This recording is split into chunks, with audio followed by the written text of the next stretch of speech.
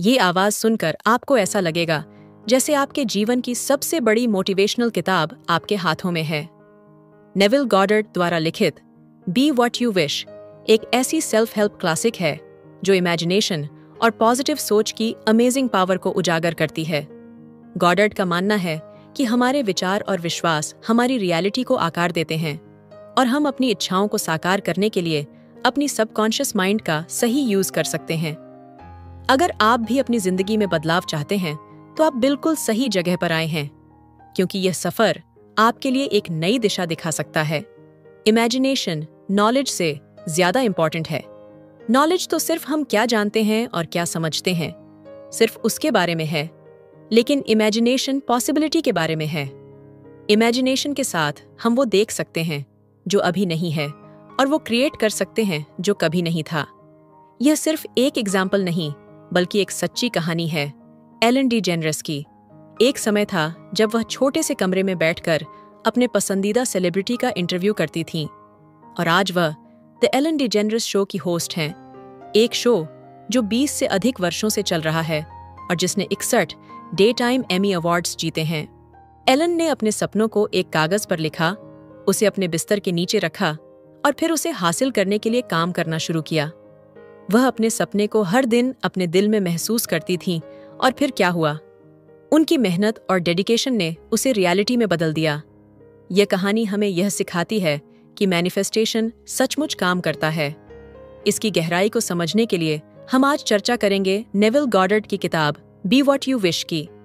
गॉडर्ड का विश्वास था कि हम अपनी इमेजिनेशन और ध्यान के साथ अपनी दुनिया और भविष्य को बदल सकते हैं।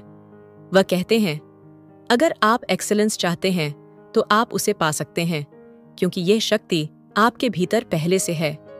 लेकिन अफसोस, अधिकतर लोग इस शक्ति से अनजान रहते हैं और अपने जीवन को फैक्ट्स और स्थितियों के हिसाब से जीते रहते हैं। आज हम उसी अनदेखी शक्ति को तलाशने वाले हैं।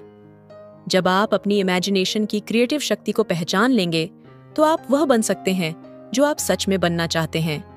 इमेजिनेशन की शक्ति से वो एक्सपीरियंस हासिल करना चाहिए जैसा कि हम सच में अपने लक्ष्य को प्राप्त करके महसूस करेंगे।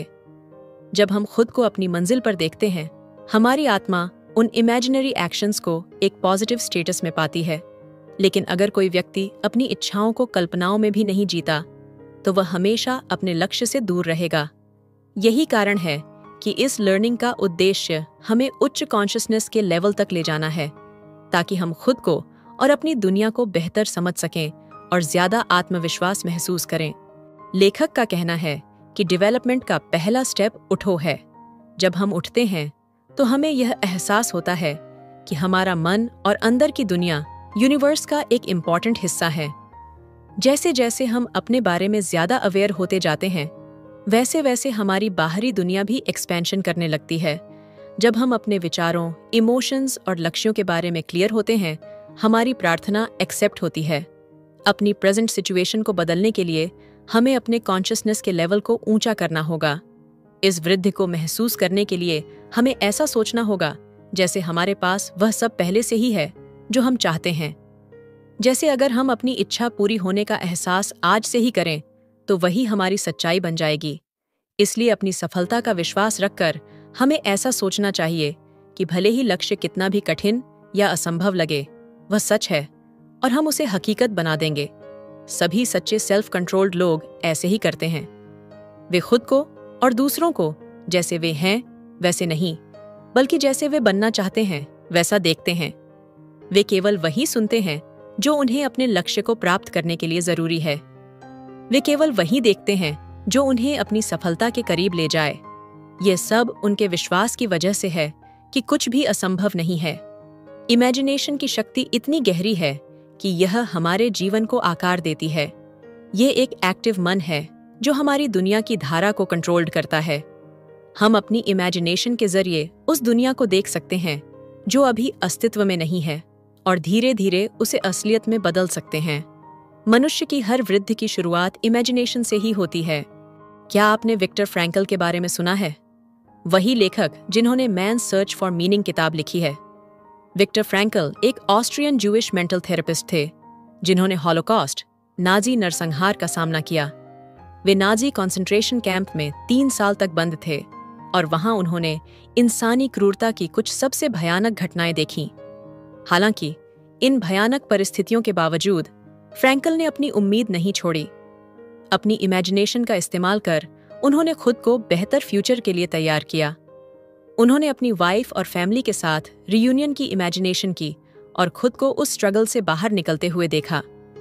फ्रैंकल की यही इमेजिनेशन उन्हें हॉलोकॉस्ट से बचने में मदद करने के साथ साथ युद्ध के बाद अपने लाइफ को नया मीनिंग देने में भी हेल्पफुल रही। वे फाइनली एक वर्ल्ड फेमस मेंटल थेरेपिस्ट और राइटर बने।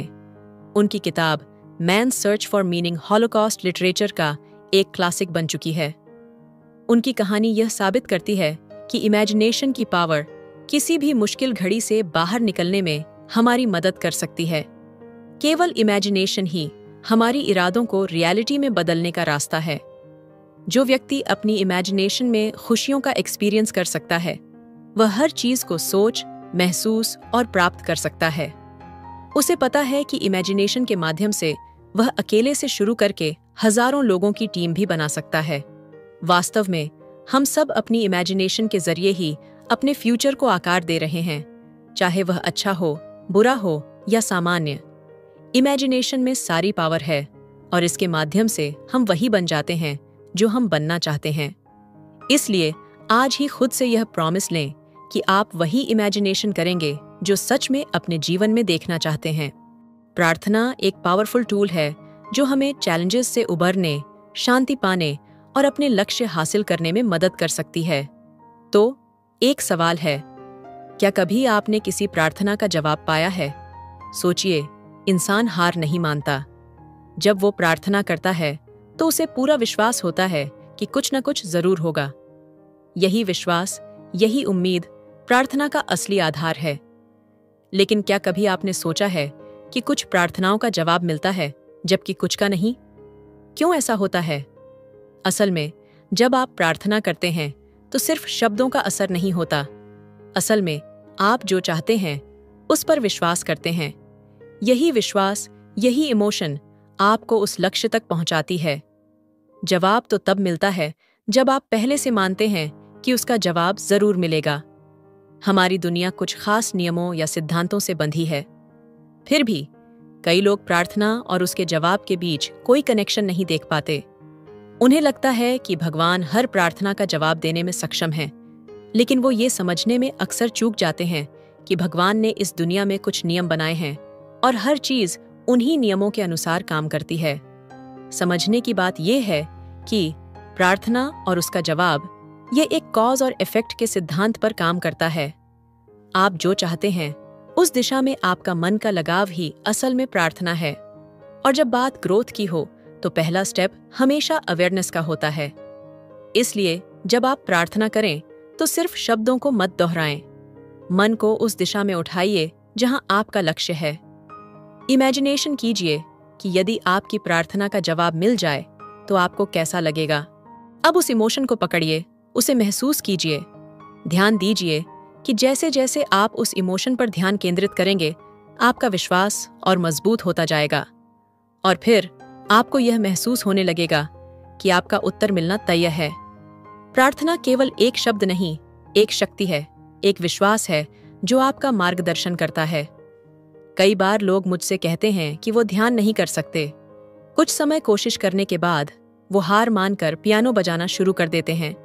लेकिन ध्यान और पियानो बजाना दोनों में एक समानता है। इनमें प्रैक्टिस की जरूरत होती है। ध्यान एक कला की तरह है और जैसे पियानो बजाने के लिए कंटिन्यूअस प्रैक्टिस जरूरी है, वैसे ही ध्यान में भी हमें रोज प्रैक्टिस करना चाहिए। अगर आप एक दिन भी अभ्यास छोड़ देते हैं तो उस कला में प्रोग्रेस मुश्किल हो जाती है। और यदि 1 महीने तक ध्यान नहीं करते तो आपके जैसे बिगिनर्स भी आपसे आगे निकल सकते हैं। यही ध्यान का मामला भी है। जब हम इसे रोज खुशी से करते हैं तो यह हमारी कला बन जाती है। अब डिक्शनरीज ध्यान को फोकस के रूप में परिभाषित करती हैं, लेकिन इसका एक गहरा और मीनिंगफुल तरीका है। यह इमेजिनेशन को कंट्रोल करने का प्रैक्टिस है। इसका मतलब है कि एक स्पेसिफिक थॉट पर ध्यान केंद्रित करें और उसे मन में पूरी तरह से बैठने दें, जिससे कि आपके मन से अननेसेसरी विचार बाहर चले जाएं। जब ध्यान भटकता है तो उस थॉट पर फिर से लौट आइए। बार बार यही करें और एक दिन वो ध्यान जिस पर आप केंद्रित हैं वह स्थिर हो जाएगा। ध्यान के दौरान एक गहरी चुप्पी का महत्व है। जैसे प्रेयर में शांति का होना जरूरी है, वैसे ही ध्यान में भी साइलेंस का होना चाहिए। यही वो समय होता है जब जीवन के सबसे बड़े रहस्य हमारे सामने आते हैं। ध्यान के दौरान हम अपने सबकॉन्शियस माइंड में एंट्री करते हैं। तो जब आप ध्यान करें तो भगवान से अपने दिल की इच्छाएं मांगिए, वह आपको जरूर देंगे। ध्यान एक अद्भुत इक्विपमेंट है जो बाहरी दुनिया के इफेक्ट को कम करता है और आपके अंदर पॉजिटिव विचारों को बढ़ावा देता है। ध्यान की इस जर्नी में आपका मन शांति की अवस्था में प्रवेश करता है, जहां वह वास्तविक आराम और संतुलन का एक्सपीरियंस करता है। क्या आपने कभी यह महसूस किया है कि ध्यान में जाने पर एक गहरी शांति मिलती है जो बाहर की दुनिया से बिल्कुल अलग होती है? असम्पशन का नियम कहता है कि जो भी आप सच मान लेते हैं, यानी कि अस्यूम कर लेते हैं, वो आपकी रियलिटी बन जाती है। ये विचार बहुत गहरा है। जैसे ही आप किसी चीज को अपना सच मान लेते हैं, वही आपके लिए रियलिटी बन जाती है। कुछ समय पहले 2 मेजर यूनिवर्सिटीज ने असम्पशंस पर एक रिसर्च की थी, जिसमें यह साबित हुआ कि जब आप किसी चीज को देखते हैं तो वह सिर्फ उस चीज की असलियत पर निर्भर नहीं करता, बल्कि इस बात पर निर्भर करता है कि आप उसे कैसे देखना चाहते हैं और आप उसके बारे में क्या मानते हैं। आपके लिए जो कुछ भी सच्चा है वह दरअसल एक रिसेप्टिव वर्ल्ड है, जो आपकी आंतरिक दुनिया की छाया है। आपका किसी चीज के साथ संबंध उस चीज के साथ आपके इमोशंस के रिश्ते से अफेक्ट होता है। हम में से अधिकांश लोग बाहरी दुनिया की रियलिटी पर विश्वास करते हैं, क्योंकि उन्हें यह गहरा रहस्य नहीं पता कि बाहरी दुनिया भगवान और हमारी आंतरिक शक्ति का रिजल्ट है। यह जानने के लिए हमें अपने मन और उसके प्रभाव को समझना होगा, और फिर हमें केवल उसी स्थिति पर ध्यान केंद्रित करना चाहिए जिसे हम सचमुच देखना चाहते हैं। जब हमारी इच्छाएं हमारी रियलिटी की ओर बढ़ने लगती हैं, तो नेचुरल रूप से हमारे विचार उस दिशा में उत्पन्न होने लगते हैं, और यही हमें अपने जीवन में मनचाही स्थिति को रियलिटी बनाने का मौका देता है। इसलिए हमें ध्यान के दौरान अपनी मानसिक स्थिति पर ध्यान केंद्रित करने की क्षमता को खोजने की जरूरत है।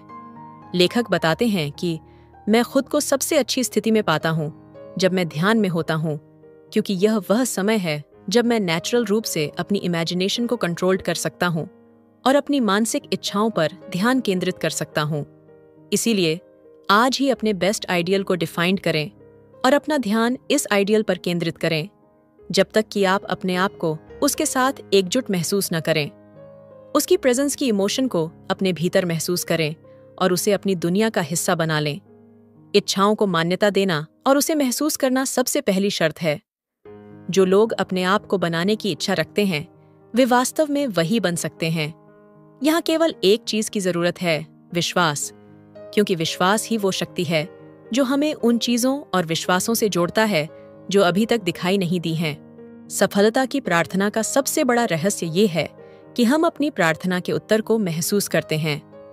हम उस स्थिति में खुद को महसूस करते हैं जैसे कि हमारी प्रार्थना पूरी हो चुकी हो, और फिर हम उसी विश्वास से कार्य करते हैं।